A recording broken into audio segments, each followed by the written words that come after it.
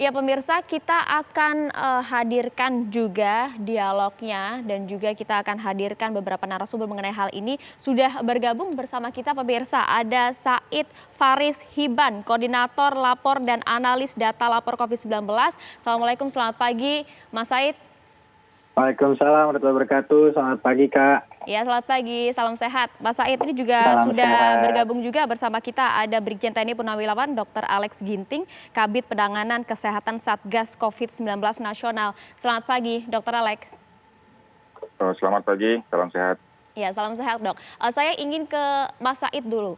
Mas, kalau kita lihat kan kemarin Anda sempat mengajukan laporan begitu ya bersama juga dengan YLBHI mengenai data pasien COVID-19 yang meninggal dunia saat isolasi mandiri. Tolong dijabarkan lagi data mengenai hal ini, kemudian Anda dapatkan dari mana dan update-nya hingga hari kemarin misalnya, ada tidak? Ada, baik. Ya, boleh saya langsung sharing Ya, silakan Mas Said. Ya, baik. Selamat pagi ke pemirsa semuanya.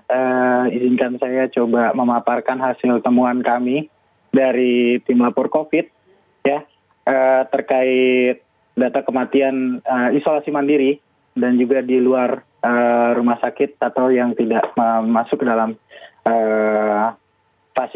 fasilitas layanan kesehatan. Jadi kegiatan ini bersama YLBHI gitu ya, bersama lapor COVID dan juga ICW untuk menemukan kasus-kasus kematian under reporting. Jadi baik, inilah tampilannya. Jadi sejauh ini sudah ada 278 kasus kematian setidaknya ya, sedikitnya dari 10 provinsi, kemudian 48 kota kabupaten dengan provinsi terbanyak yaitu Jawa Barat. Dengan Jawa Barat ini jumlah kasus kematian isolasi mandirinya itu sebenarnya 99. Kemudian kota terbanyaknya yaitu adalah kota Bekasi sejumlah 77. Kemudian ada kabupaten terbanyak yaitu di Sleman sebanyak 41.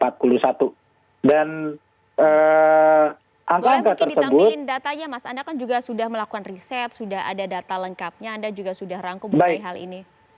Ya, ini adalah rincian datanya. Sudah kelihatan ya? Oke, baik. Bisa kelihatan? Ya, ini adalah rincian datanya. Jadi saya melakukan scraping bersama kawan-kawan. Ada teman dari lapor COVID juga yang melakukan scraping berita. Itu Mas Yeriko. Untuk melakukan scraping dari berita-berita online, kemudian dari Twitter.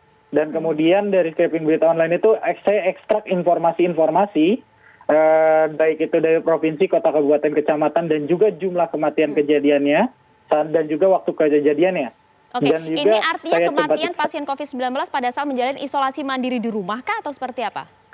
Betul, sedang isolasi mandiri di rumah, jadi ada kondisi isolasi mandiri di rumah, memang isolasi saja, ada yang memang sedang menunggu cari rumah sakit, ada yang mati di tengah jalan, ada juga yang baru sampai di IGD, lalu ya lewat. Belum sempat mendapatkan perawatan begitu ya? Belum sempat mendapatkan perawatan. Ada juga yang mungkin yang seperti yang tadi kemarin itu yang sempat diberitakan juga, sempat keluar dari IGD, itu juga kita hitung di Wonosari. Nah itu juga karena memang kondisinya di luar gitu, karena misalnya di luar kondisi kontrol gitu. Itu salah satunya. Mas, data Anda apakah kemudian dilengkapi juga dengan riwayat penyakit yang dimiliki oleh setiap pasien? Rata-rata dari tadi Anda sebutkan ya, ada lebih dari 270 kematian akibat COVID-19, kemudian sedang menjalani isolasi mandiri. Apakah juga di antara mereka ini memiliki riwayat komorbid yang cukup berat atau seperti apa? Sebanyak pembacaan saya, ya walaupun belum saya lakukan digitasi dalam lembar pendataan ini gitu ya, itu ada yang komorbid, biasanya yang usia-usia lanjut gitu ya. Kemudian memang ada, kalau saya lihat kebanyakan memang ada pelonjakan gejala dari gejala ringan ke gejala berat tiba-tiba. Komorbidnya apa gitu, saja Mas data Anda? Kalau komorbidnya itu mungkin seperti diabetes, kemudian memang ada jantung ya, dan ada juga yang penyakit paru-paru, itu dari 3 itu yang sepembacaan saya. Ya sejauh ini seperti itu, dan kalau misalnya dari Twitter atau lain-lainnya, itu saya melihat mereka bercerita justru sebelum-sebelumnya orang-orang tersebut sehat-sehat gitu. Maksudnya tidak ada komorbid gitu ya. Oh, bahkan ada juga yang kemudian meninggal dunia pada saat isolasi mandiri tanpa ada komorbid begitu ya. Kita langsung tanyakan ke Dokter Betul. Alex. Dokter Alex, hal-hal semacam ini apakah juga kemudian di-capture oleh Satgas COVID-19 nasional, ditemukan juga di lapangan, datanya juga didapatkan? Ya, jadi mengenai diagnosis kematian itu sesuatu yang perlu mendapat atensi yang khusus. Iya. Karena kematian itu pada umumnya dalam definisi kedokteran bisa berdasarkan misalnya dengan gagal nafas, gagal respirasi, bisa karena dengan sepsis, bisa dengan karena gagal kardiovaskuler, bisa juga gagal kardiorespirasi. Ini sebenarnya pintu masuk terjadi kematian.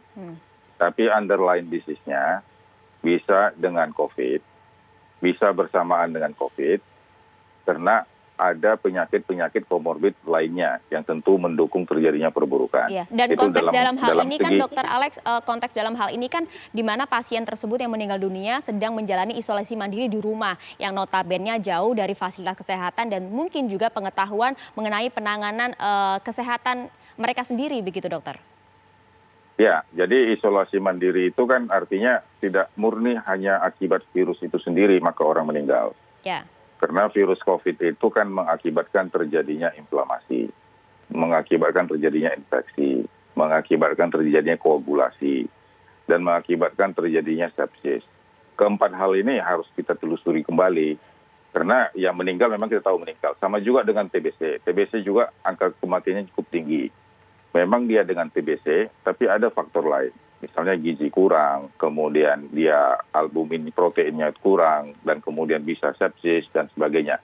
Jadi artinya untuk menetapkan bahwa kematian itu tunggal oleh karena COVID, itu yang harus kita lakukan evaluasi. Oke, dan untuk ini Satgas COVID-19 nasional sudah melakukan berapa kali survei dalam melihat apakah kematian sesungguhnya terjadi di rumah sakit, baik itu yang di ICU ataupun di UGD ataupun di ruang isolasi, apa murni dia kena COVID atau juga diikutkan oleh kena masalah komorbid. Jadi dalam hal ini harus bisa kita bedakan. Karena banyak juga yang usianya lanjut ternyata dia survive. Banyak juga yang usianya masih muda ternyata mortalitinya juga tinggi. Jadi banyak faktor yang harus kita lihat di dalam melihat kematian tersebut. Baik, Dokter Alex, tapi begini kemudian kalau masyarakat melihat mengenai data ini ya, kemudian fokus masyarakat beralih, tidak hanya kemudian fokus ke kesehatannya saja, tapi berpikir kembali bagaimana ya kemudian mereka-mereka yang isolasi mandiri di rumah jauh dari fasilitas kesehatan dan ternyata datanya, dampaknya banyak juga yang kemudian mengalami meninggal dunia akibat COVID-19 pada saat sedang menjalani fasilitas isolasi mandiri di rumah. Artinya jauh dari fasilitas kesehatan yang notabene sebenarnya kalau kita ketahui ruang ICU atau perawatan rumah sakit ini kan mutlak ya bagi mereka pasien COVID-19 yang memiliki gejala, begitu dok? Ya, jadi begini, harus kita bedakan. Isolasi mandiri itu adalah proses di sektor hulu. Ya. Kemudian mereka yang sudah fase 3, critical illness atau fase 2 itu sudah di rumah sakit. Jadi kalau dia meninggal di rumah, kita harus pastikan apa dia memang sudah pas dalam konteks ukuran isolasi mandiri atau tidak. Betul. Kalaupun dia isolasi mandiri, apakah dia sudah dalam pendampingan atau tidak? Pendampingan itu adalah pasienkes terdekat, puskesmas terdekat. Kemudian paling rendah itu adalah pendampingan dari RT RW setempat. Jadi tentu ini yang harus kita lihat, bahwa banyak orang yang tidak mengkomunikasikan bahwa dia isolasi mandiri karena takut stigma. Seharusnya dia sudah diketahui oleh RT dan RW sebagai leader yang ada di RT tersebut.